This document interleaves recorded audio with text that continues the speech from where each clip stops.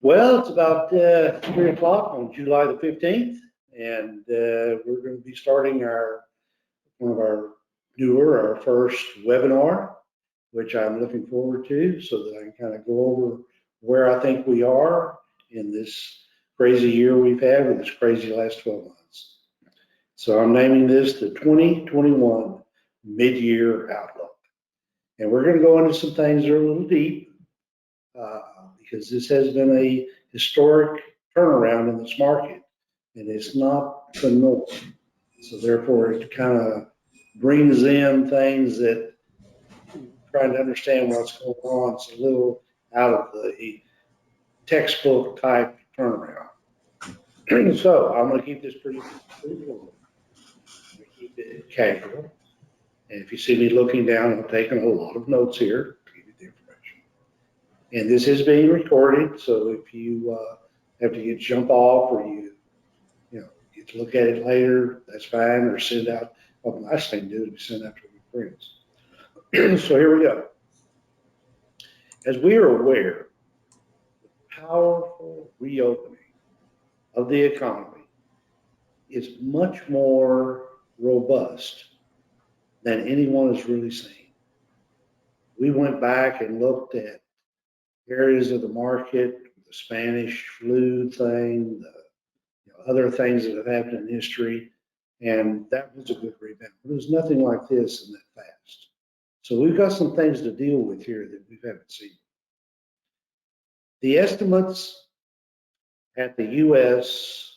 experienced 4 times more stimulus than we have ever experienced in this short time. And the real problem with this is that we have more coming. So we could really go completely out of the box on stimulus. We have no real baseline to find out what those effects are and what they're going to do. But we'll try to touch on some scenarios that maybe will help you and help me guide you in your portfolios and where we need to be. Now, the Fed is willing to overshoot inflation mandate, as they have 2 mandates: control inflation and control jobs for their errors in the past. And, it used to be, and the thing we always said was that the Fed usually gets it wrong. They're either too late or too early on raising rates. Who knows in this one? Because I think Powell's a great guy. I think he's very smart and he is a businessman. But even he, I'm sure, lays awake at night trying to figure out, am I doing the right thing? Now, first, however, we must pay attention that we must adjust our portfolios going forward from this point to try to preclude any damage from inflation, like I talked about in my last podcast. Inflation, interest rates going up, robust economy, and that type of thing. Because if you go back 6 months, and we were working with a client yesterday, and I was even surprised how well the account had done since June of 2020. It was up almost 36%. Now, 36% is a big move coming off of this thing. So we're having some historic returns. But I'll talk about that a little later. That's not sustainable, so don't get excited. Higher inflation is needed. I know that sounds crazy, but it does. It's needed. And here's the reason why. As people come back to work, hope they come back, they're going to ask for more money. So my dad was in the manufacturing business and distributorships and stuff. And I grew up around that. And, the thing is, when you give a guy a raise, you never take the raise back. And to get some of these workers back into the workplace, especially in the service type jobs, they're going to have to pay more. Well, if the company can't raise prices accordingly, then their earnings drop a lot. So a little bit of inflation is not bad, especially since we haven't really had any for a long time. You'd have to really get severe for it to really have an effect on the economy. So actually, it's kind of healthy. My approach here is this. I'm remaining moderately pro-risk. Now, what does that mean? What that means is that with this run-up we've had, and a lot of accounts are extended, the market's extended, and we'll talk about that. We get to the technical side.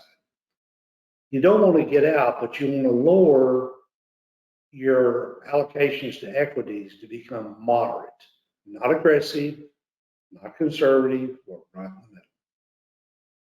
And the stocks that you should have in there, or the equities, should be of high quality, things people have to have every day. And even a lot of these tech stocks that we can't do without. They're going to be there no matter what. But your exposure to equities needs to be adjusted some, because when we run our program called Riskalyze, we're seeing a lot of accounts that are pretty far up there in the risk profile. And I've always used this analogy that if I laid a 2x4 down on the ground and asked you to walk across it, it'd be very simple. If I raised it 6 feet, you'd be nervous that you're going to fall off. Well, that's what the market's done. It's raising that 6 feet. Does that mean it's going to crash? No. Does that mean that, oh my gosh, we should get out? No. You just readjust your portfolio to accept the upcoming volatility. It's bound to come. We'll talk about that in just a minute. Now, we are also starting to rotate into what I call the developed markets. Now, there's a difference between a developed market and an emerging market. Emerging markets are the little countries where they make tennis shoes, the smaller foreign countries, even South America, where the developed markets are Europe, France, Italy, even Britain, England. And we're starting to rotate money slowly in there. And one of the big reasons is that as this rebound, this comeback that the economy starts or contains itself and keeps going, we're going to see opportunities over there that we haven't seen in a while. And there are very, very good companies. Now, that's not saying we're just going to buy everything over there that's in that market, but we can start allocating money, and also allocating money to stocks that do business over there. I mean, everybody thinks about Exxon. Exxon does business all over the world. Okay. Now, China is a real problem. I'll tell you right now, it's one that just every newscast I get at night through Bloomberg, there's a guy on there talking about China. And now I don't know what they're doing. They even camped down on some of their up and coming IPOs and companies and that type of thing. And it all started back when Jack Ma and Baidu actually ended up being more wealthy than some of the Chinese leaders. And I think they got jealous, to be truthful. And they want to control. That's just a communist way. They want control. And they want to know what you're doing. I've had clients that started businesses over in China. It's not that hard to do. In fact, it's easier to open a business in China than it is in America. The problem is you have to bring them as a partner. Otherwise, you don't get it open. And they want to see everything you do. It's good and bad, but that's the way it works. And now they're even starting to apply that to their own people. Now, I read an interesting article earlier this morning about China that says, in a way, this guy was positive because they've kind of let some of these Chinese companies that list on our market kind of fudge their numbers so they can get on the market. And some of the old guard or even some of the new guard in China is saying, not anymore. We want you to have proof of what you're doing. I remember there was a coffee company. It started with an L. I can't give you the name. I'm not supposed to mention stuff like that. But they were going to be the next Starbucks of China. They pumped up the stock, gave numbers about how many coffees they were serving and doing, and you looked at the numbers, and these 3 or 4 of those stores were doing more than 10 or 12 stores of Starbucks. That didn't sound right to me when I read it, because we were looking at it to enter our portfolios. I said, that's impossible. Well, it was impossible because they lied. So That's the kind of thing you get over there. So you have to be very careful. But here's the real thing with China. It's the elephant in the room, guys. Come on. No, you can't just say, well, I won't buy anything Chinese. Well, you do. A lot of things are Chinese. I got a microphone sitting here. It's made in China. Didn't know that till I looked at the bottom. But a lot of things are made over there. So we do business with China. And they do have an effect on the world economy. So we can't just say, okay, we're not going to do business with them anymore. Put all these controls on them, like Trump did, and do all this stuff. You have to deal with it. They are the second largest economy in the world.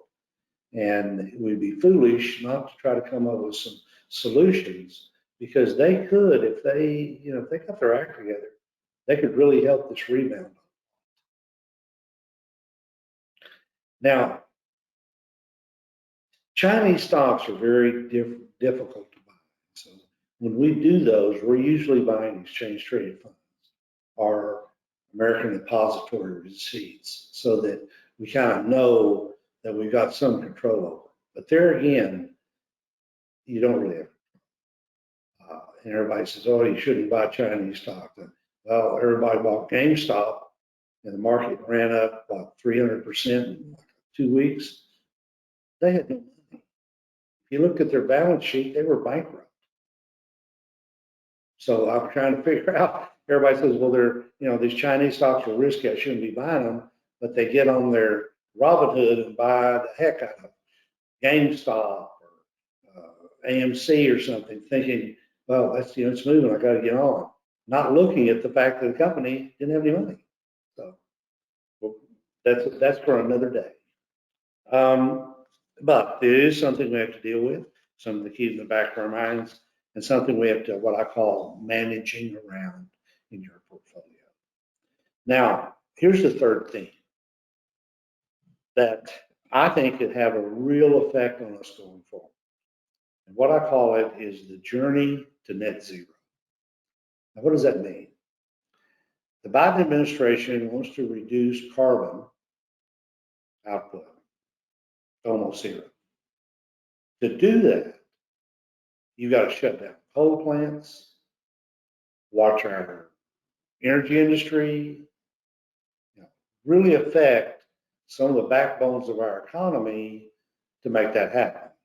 I don't think it's ever going to happen, but that's what their goals are. The problem is, it's kind of like China. We have to deal with it. We have to deal with that mandate to be able to make money in the markets. Now, there are going to be some companies that will profit very well from that. There'll be some companies that are going to be hurt.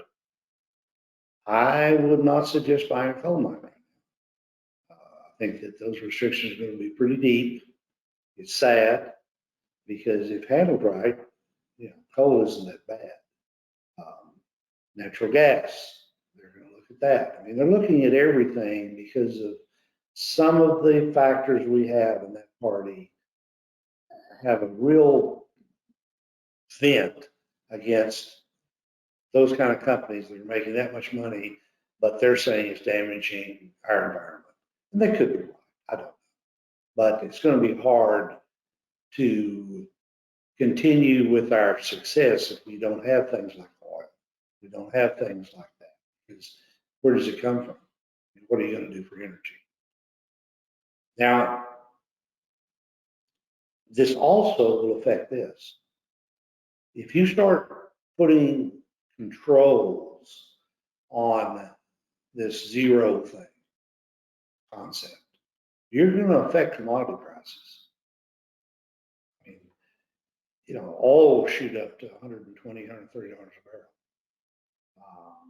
Anything that has to do with that part of it will shoot up in price, because they're not going to be able to make as much. And if they do, they're going to be paying what I would call tariffs to be able to produce it, to pay the carbon tax. So all that's passed down to us.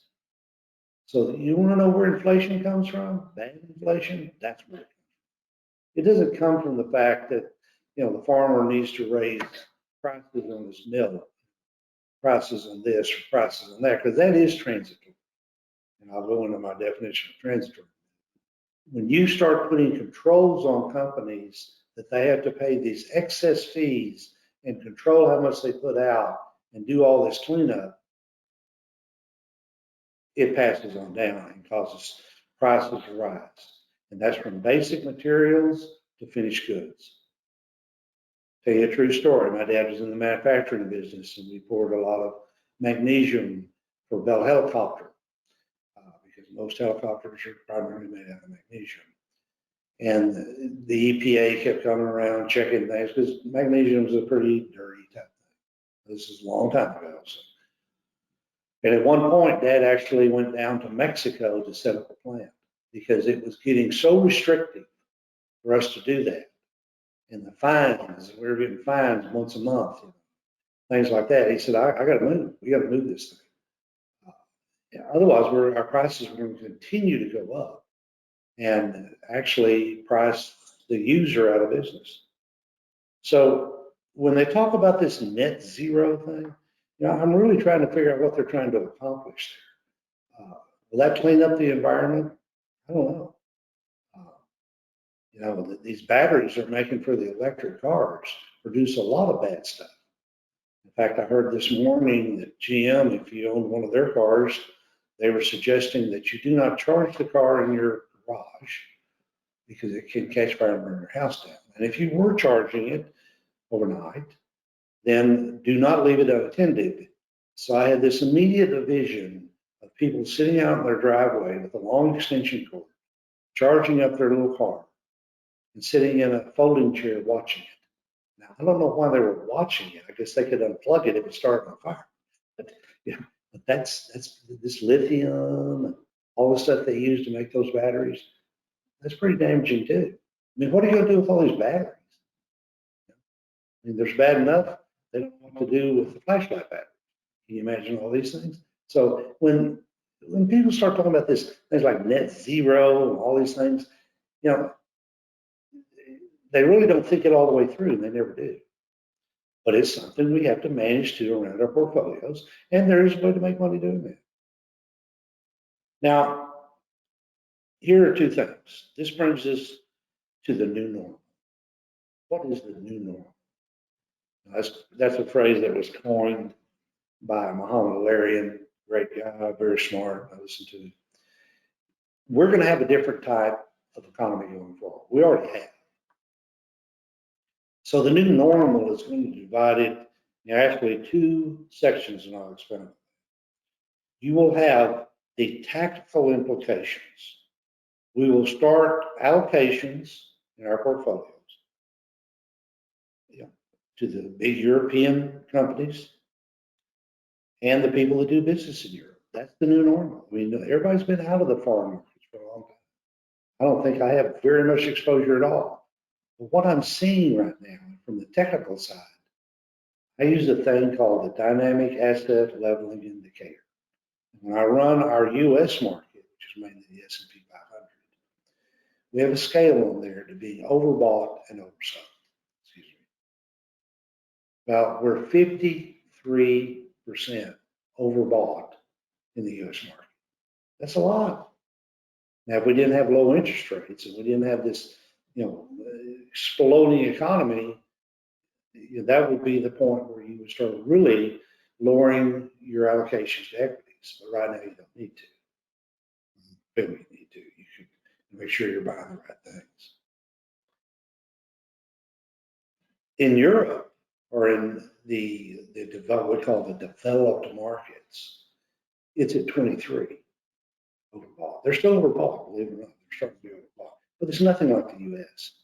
So if you had your choice, would you want to buy things that are a little cheaper, or you want to buy things that are more expensive that may be reaching a little bit of a top here in the U.S. market? You still have a lot of opportunities overseas and even in the emerging markets. Now, the second implication, or what I call the static or strategic implications, is this: that equities are still the place to be. And when I say developed markets, I'm talking about the U.S., Canada, all over the world. But do not forego the effects of the big growth tech stocks. You know, almost everybody I know owns some Apple thing, no matter what it is. And I saw projections this morning, they're gonna have a new phone. They've asked to double the production. Uh, You know, Apple's almost in everybody's portfolio. The upside is pretty dramatic if you look at it. Plus, you know, when you're sitting on in excess of $210 billion of cash, that's a pretty safe company to invest in. And I think that's why Warren, you know, owns now, I heard, somewhere around 15% of the company. So, you know, we don't want to forego those in our portfolios, but we want to start looking at other value type plays outside of the US. And it will also help us in handling this what I call the climate transition in this zero thing they came up with, you know, no carbon. Because there'll be companies that will profit from this push to get rid of carbon. And that'll be things like solar companies, electric cars, things that don't damage the atmosphere. Those will become very lucrative. The other thing is that as we get more and more of this infrastructure on tap, which I hope they do,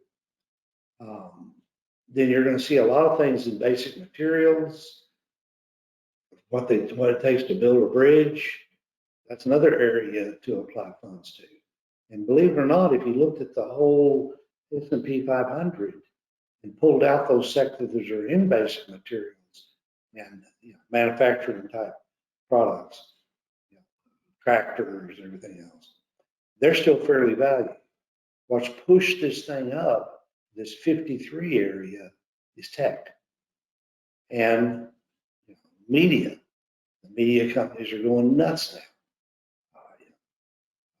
It's you know, that is part of our lives now. We can't do away with it. I heard something funny the other night. Last night I was watching, and you know, they're always doing these auctions for these things that kind of old and antique, I guess you call them. Now they found a Mario Brothers, which I bought my kids. Hated that little song. You know, got tired of that song. Anyway, it was an unopened box of an original Mario such and such. Sold for $1.8 million. Now there's certain things I look at. I start looking at markets to see, is there a top company? That one may be a little bit of a tell, because who would want to pay $1.8 million for an unopened Mario? One of the commentators last time I was talking about, he said, here's the problem. As long as they keep it boxed up, it'll hold the price. If they open it up and play with it, it could drop as much as 40%. So you pay $1.8 million for a game that you can't play. I saw another one on these new things, and I forget what they call them, NFCs or something, where these guys auction these things off on the internet. You know, people need to find them. But anyway, this guy had a painting he did, and all it was a whole bunch of checks that he had painted, and it was a pretty big thing. Sold it for $7 million. It looked like, you know, the old paint by number. Okay, how's that worth $7 million? You know, there's just too much money flowing around. As we go forward, there are a lot of what ifs, and that's what I've been trying to assess: is where are we going with this? What will be the effects if this happens? What will be the effects if that happens? So the political policies could affect all outcomes.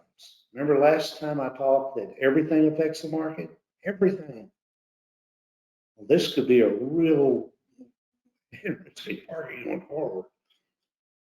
However, none of these will have an immediate effect. See, everybody thinks, well, they passed the infrastructure bill, everything's going to be great. That's a 10-year program. they divided it up over 10 years. So not all that money is going to hit in the next 6 months. It will take time. So everything that I'm kind of concerned about, I also have to keep in the back of the mind, first of all, I got to get it passed. And our sitting president's never passed but 4 bills in his whole career, I think. So, you got to get it passed, then you start implications. And when you start dealing with the government, I had a good friend that in Fort Worth, that we used to go to this little place and sit around and talk and everything, very smart guy.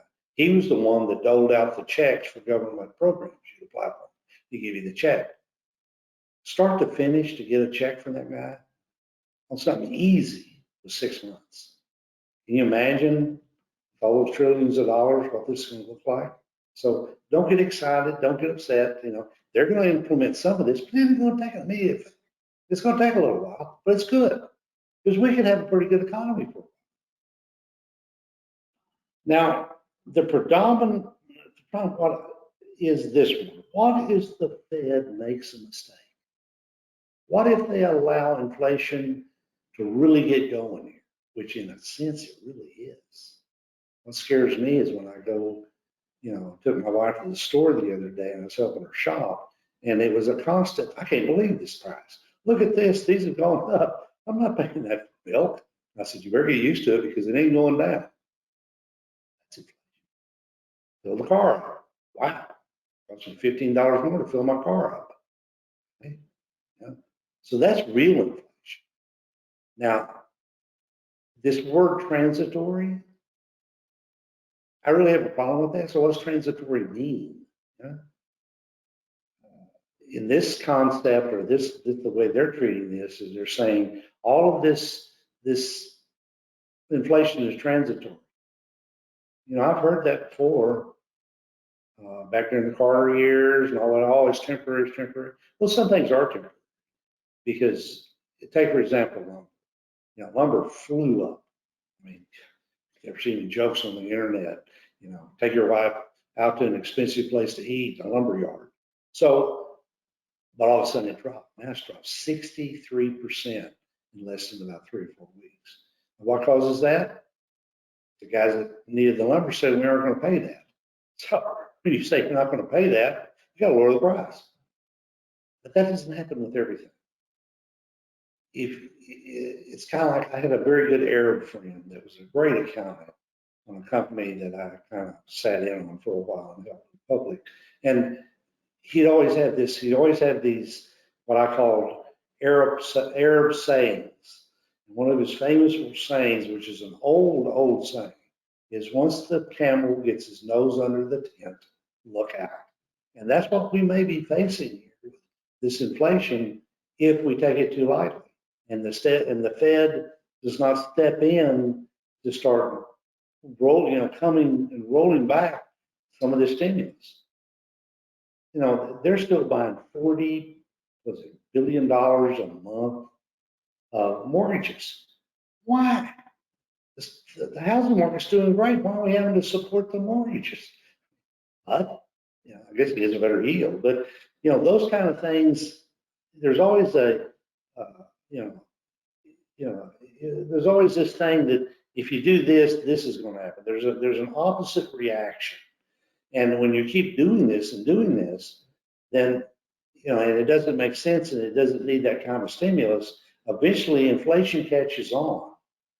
And then it's like a bomb, because then you have to really step in and do things that are not comfortable, like Volcker did back on a Saturday night, I believe it was in the 80s, and said, we're going to raise interest rates by 2% on Saturday night. Now, it crashed the market, okay? I don't think that would happen here. Powell's a little different. We have different controls. And inflation isn't really that bad. We have to consider that, gas is still under $4 a gallon. How many of y'all remember, filling up your SUV and you're paying $5? So we're still got a ways to go before we get back to what I would call